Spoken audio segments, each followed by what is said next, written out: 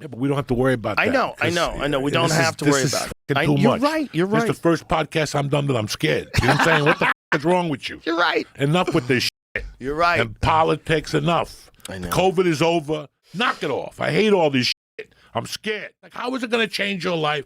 Who fucking Tom Hanks was in the ass? Who doesn't matter? And do you really care? At the end of the day, do you really care about that 16-year-old girl? No, you don't. So shut the up. Joey Diaz has finally said the quiet bit out loud, calling out Joe Rogan on his own podcast for the things we've been saying this whole time. Ever since the pandemic broke his brain 5 years ago, he's been repeating the same talking points over and over again to whoever will listen. We've seen Joe have some awesome guests over the past couple of years, and even more recently, like Woody Harrelson, for example. But instead of asking them about their life experiences, funny stories, and questions about their specialty, Joe will quite often interview himself about the state of the world, how we're all doomed because of AI, and how much better Austin is compared to LA. Now, some of these things might be true, and there's definitely a time and place for those discussions, but Joe has become so detached from reality with a net worth in excess of $500 million, guarded by SEAL Team 6 in his ivory tower, where he spends his time between his podcast studio and the comedy mothership Green Room. Joe's only interaction with the outside world is through a bunch of kiss-ass comedians and his Twitter and Facebook feeds. So then when he had Joey Coco Diaz on the show a couple of days ago, it didn't take him long to descend into his all too familiar talking points. COVID woke me the f*** up.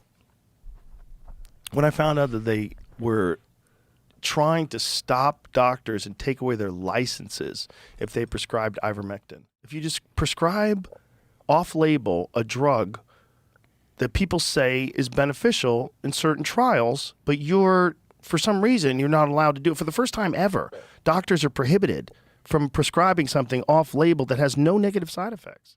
And just to give you guys some context, if you're not familiar with Rogan's brave new comedy world, there is a hierarchy. At the bottom, you have the mentally ill common man like you and me, who are too stupid to recognize elite-level comedy due to our undeveloped pedestrian brains. We often misunderstand the comedy genius of Joe Rogan and his buddies because we likely have low testosterone levels, we're depressed from having to work normal jobs, and we don't exercise enough or eat enough elk meat.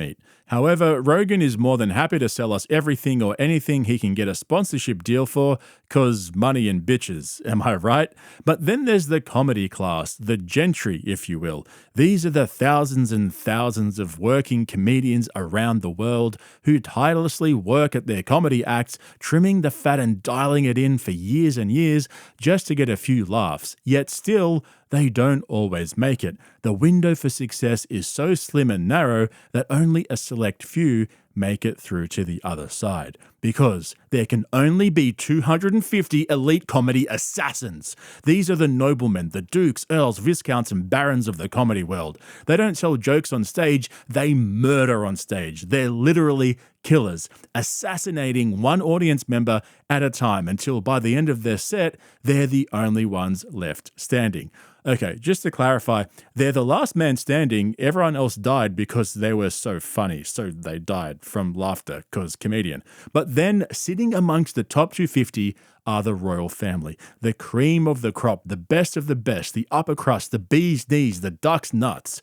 These are the Rogan Six, a protected class of comedian who are so funny, they've never been funny. And yet still there sits one comedian atop the rest. Forget laughs per minute, this guy deals in revolutions per minute, whatever the fuck that means. He's so funny that he murders you, then revives you, just so he can murder you again with another punchline. A man with almost 4 decades of stand-up comedy experience and only one comedy special to his name.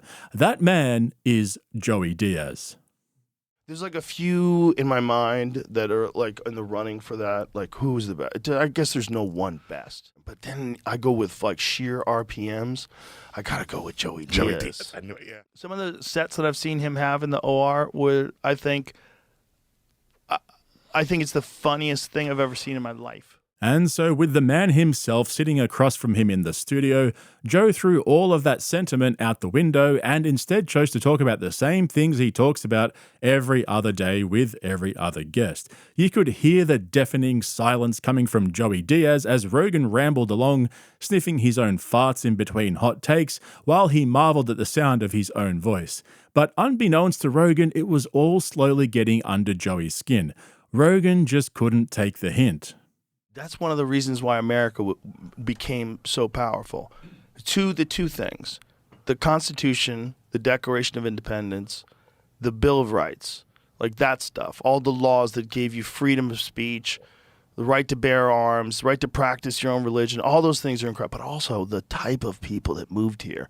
Crazy, risk-taking motherfuckers that were willing to get their kids and get on a boat. We're in a weird time here where people are arguing about whether or not we should abandon core principles that made this country great.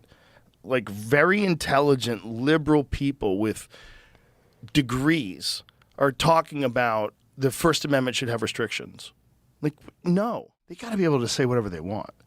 And then you decide if you want to communicate with people that speak differently than you. And if you think that they have an egregious position, you're allowed to say something about it. And you talk about it. And everybody has to figure out who's right and who's wrong. And if you just cut that off for things that you find offensive, the problem is maybe I don't find it offensive. And you can't decide what I can take in and not take in. You're not allowed to because I don't know you and you don't know me.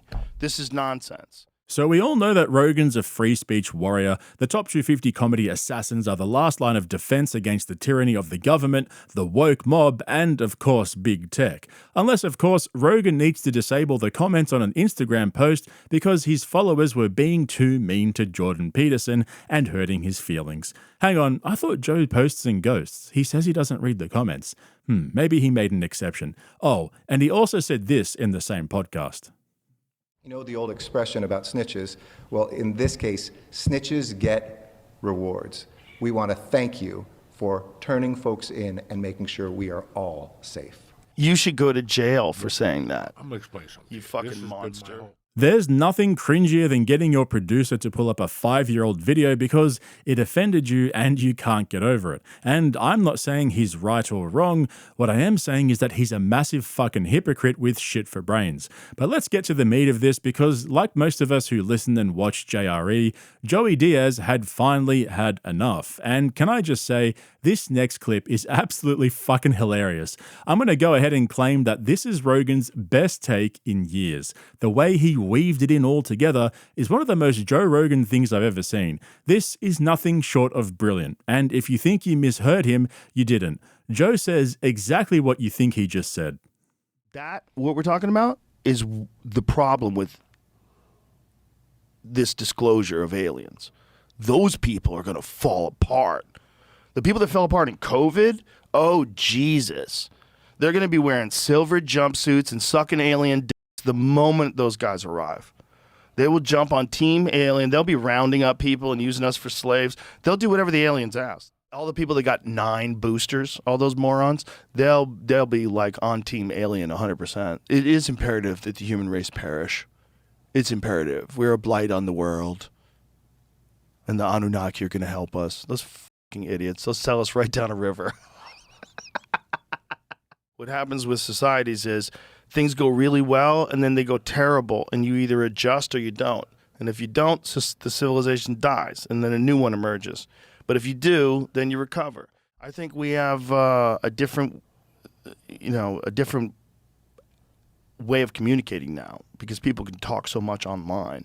You're going to get a lot of stupid shit online. You get a lot of dumb things online. But you're also going to get a lot of conversations that make you think. What is wrong with this system? How do we get the money out of it? How do we get money out of politics? How do we get the number one corrupting factor out of figuring out what's best for all of us? How do we do that? I don't get involved in none of that shit. It doesn't bother me. I do sometimes when I think about it because I go down roads. I don't want to think about it. I want to just enjoy my life. 'Cause I'm scared for my daughter in the future. Everything else, I got to take a chance every goddamn day. You know what I'm saying? Yes. Well, that's also one of the benefits of a society with children. A society with children wants to make sure that the future is safe. A society of people without children making rules don't give a about kids. So at this point, we're about 2.5 hours deep into the episode. Joey's high as fuck, Rogan's in full flight. He'd spent most of the last couple of hours winding himself up with his doomsday predictions and COVID hangover.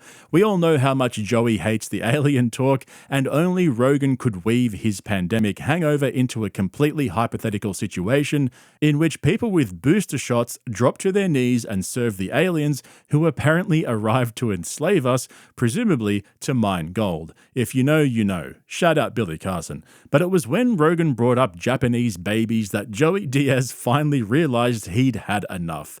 Quick question. Has Rogan even been to Japan? So we're in a society right now where we have except for Elon, we have a population decline. People aren't having as much babies as they used to. When they look at the numbers for the future, we're in a kind of a weird population collapse thing. Like Japan is Have you seen any of that stuff on Japan? Mm-mm. See if you can find anything on the Japanese population crisis. They're having so few children in Japan that, like, in 3 generations, they could be in real trouble. That's your question? Yeah. What the fuck's it got to do with me? I don't give a fuck about the Japs. What the fuck is wrong with you, Joe? Well, I think about it with us. Because You know? I think about it with, like, civilizations collapsing. I think about it what we've been talking about the whole day. Yeah, but we don't have to worry about that. I know. We don't have to worry about it. Too You're much. right. You're This right. is the first podcast I'm done that I'm scared. You know what I'm saying? What the fuck is wrong with you? You're right. Enough with this shit. You're right. And politics, enough. I know. COVID is over. Knock it off. I hate all this shit. I'm scared. You know what I'm saying? The f- I'm scared too. Yeah, about Japanese. Listen, man, that's what the problem is. We're worrying about this is what the internet us. That's true. This is why we have cards walking around believing everything. It's like these idiots with the Epstein list. How is it going to make a difference in your world if Tom Hanks is on that list? I'll tell you Do you what. not have to go to work tomorrow? I don't give a who's on the Epstein list. I don't give a who went to Diddy's house. It's got nothing to do with me. But in today's world, because of the internet, it makes us think it's got something to do with us. It had nothing to do with me, man. It's a show. That's what it is. What the fucking show? I don't want to watch that show. So now I got to wait here. 60 years we've been watching the same footage. He got hit. It clocked back. Right. You know, Lee Harvey out. But I want to see what's on there. Then 2 days later, the Jews did it. Yeah. Believe me. Just worry about paying your fucking credit card bills, you fucking idiot. That's what you should worry about. Like, how is it going to change your life? Who fucking Tom Hanks was in the ass? Who doesn't matter? And do you really care? At the end of the day, do you really care about that 16-year-old girl? No, you don't. So shut the f up. Nobody cares. It's just a fucking show. It's a show. It's a show. It's like I told you about L.A. Yeah. You know, I was But watching it's that. a compelling show. Finally, after all these years of Rogan talking out of his ass and repeating the same shit over and over again, the funniest man alive calls him out on his own podcast and sets him straight.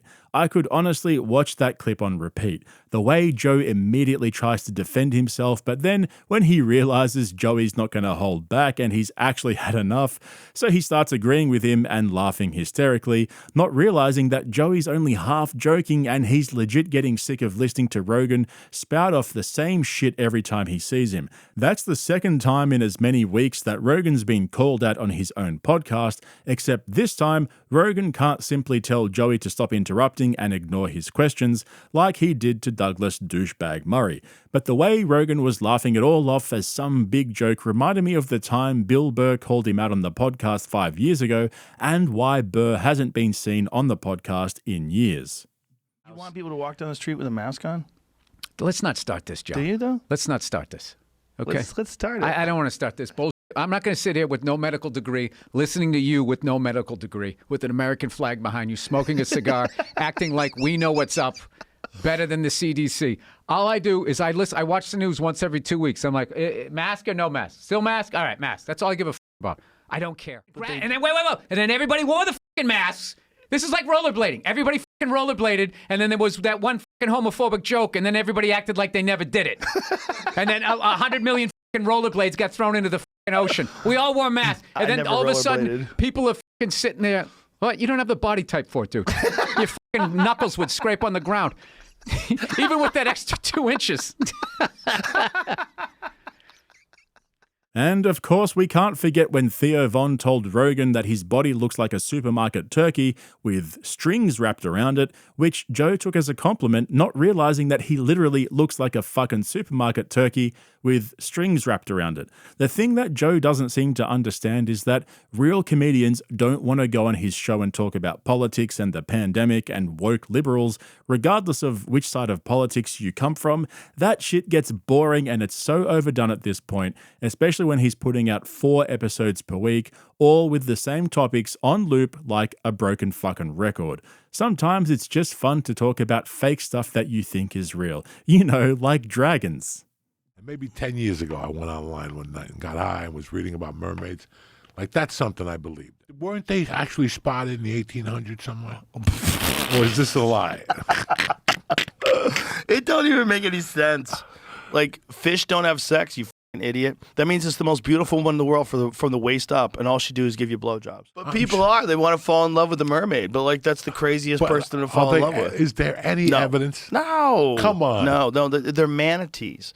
These people saw manatees. Probably their eyesight sucked because they all had scurvy. You know, they were all fucking starving to death. They all had syphilis. They're so horny that they want to manatees. They see manatees in the foggy water flopping around. I swear it's a girl with a tail. These horny scumbags from like Europe in the 1500s, these monsters, they were on this boat together for 4 months and they think they see women in the water. Damn it, you just ruined everything. Honestly, that was probably the best part of the podcast. Seeing Rogan ruin Joey's mermaid fantasy was almost as funny as seeing Rogan lose his mind when the ladies on The View ruined his dragon fantasy. But who gives a fuck what they think, right, Joe? However, there was one thing I noticed during Joey Diaz's rant that kind of creeped me out a little. Remember how he was ranting about how no one really cares about Epstein, or that Tom Hanks was probably on the list, but who cares, even though he allegedly had relations with a 16-year-old girl, allegedly. Well, in case you didn't know, our boy Joey has a checkered past of his own, to say the least, serving time for kidnapping and aggravated robbery in the late 80s, but it was when he got into comedy that he went full Harvey Weinstein. She's lucky she paid $100. I had girls sucking my dick and giving me coke from Chewy. You think I'm fucking kidding you? Fuck yeah, you gotta suck my dick to get up in the belly room. I'll make a call for you. That's the fucking gateway into coming to Hollywood. Everybody knows that. How many girls did you have do that? Oh, 20 of them. I had this little blonde open mic chick dog that used to come up to the Comedy Store with a 20 and just take me up to the belly room and suck my dick and go do her set. She was tremendous. Wow. She finally freaked out. When she got to Hollywood, bro, she was beautiful. And when she left, she had dirty fucking, her nails were dirty. And then a year later, she wrote me a letter to the Comedy Store. You sucker, you broke me. I kept shooting sperm balls in her fucking ear bar. Every time she went down, vaya pa la pinga. I think that clip right there is why Joey likes to keep a low profile and do his own thing. Some people think he was joking, and others think he was being serious but don't care, because just like Joey said himself about the Epstein list, who really gives a fuck? We've all got credit card bills to worry about. I think that's pretty gross though. It's one thing to do it, but it's a whole other thing entirely to brag about it. And that was way back in 2011 in the early days of JRE when Brian Redband was on there instead of young Jamie. I think Joey's been lucky that none of those girls came forward and exposed him, if that's actually what did happen. We can't know for sure. Even if you go back to his last appearance on JRE from last year when all the P. Diddy stuff was fresh, in the first few minutes he immediately tried to downplay it and move on to something else. There's so many different stories. What are you going to do? I'm not doing that. We're not involved in them. I'm I not was involved. never at Diddy's party. I don't even know the motherfucker. We're out I don't here want to know nobody. telling I don't know jokes. nobody. Telling jokes. Like I told you. Having fun. That's it. Yeah. Smoking dope, cracking jokes, making people... That's everything it. else is background music. I just want to do stand-up. What a twisted web some folks weave. Yeah, I think it's pretty fucking gross for these guys who both have daughters to be so chill and carefree when it comes to all this shit, especially when Joey used to openly brag about taking advantage of young women by trading sexual favors for stage time. Why is it that so many of Joe's friends have allegations that they can't shake? They all get so drunk on the money and power that they think they're invincible.